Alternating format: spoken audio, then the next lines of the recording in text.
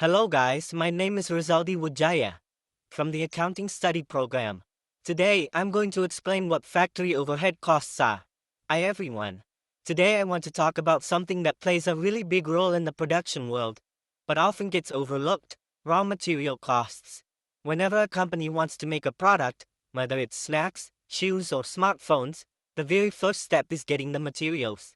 And the money spent on those materials, that's what we call raw material costs. Now, raw materials are usually split into two types. First, we have direct raw materials. These are the main components that physically make up the product. Think of leather in a pair of shoes, or flour in a loaf of bread. Then there are indirect raw materials. These don't directly show up in the final product, but they're still essential. Things like cleaning supplies for the machines, glue, or lubricants. Both types matter because without them, the whole production process just wouldn't happen. So, why do raw material costs deserve so much attention? Because they make up a huge portion of the total production cost.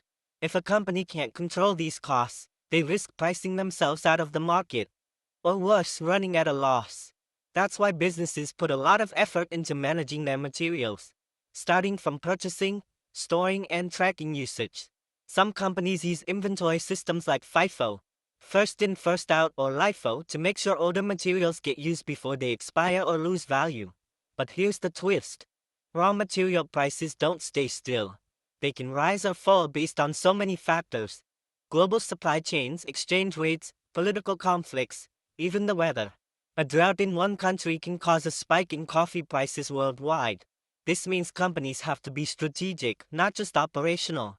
They might lock in long-term contracts with suppliers, diversify their sourcing, or even research alternative materials that are more affordable, but still meet quality standards.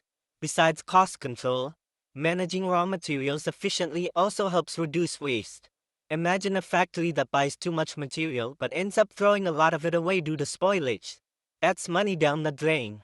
On the flip side, if they buy too little, they risk production delays. That's why balancing supply and demand is so critical. Smart companies even use data analytics to forecast material needs more accurately. In the end, raw material cost management is more than just a technical task. It's part of a company's big picture strategy. It affects pricing, profit, efficiency, and competitiveness. So, while it may not be the flashiest topic, it's definitely one of the most important behind the scenes drivers of business success. That's all from me.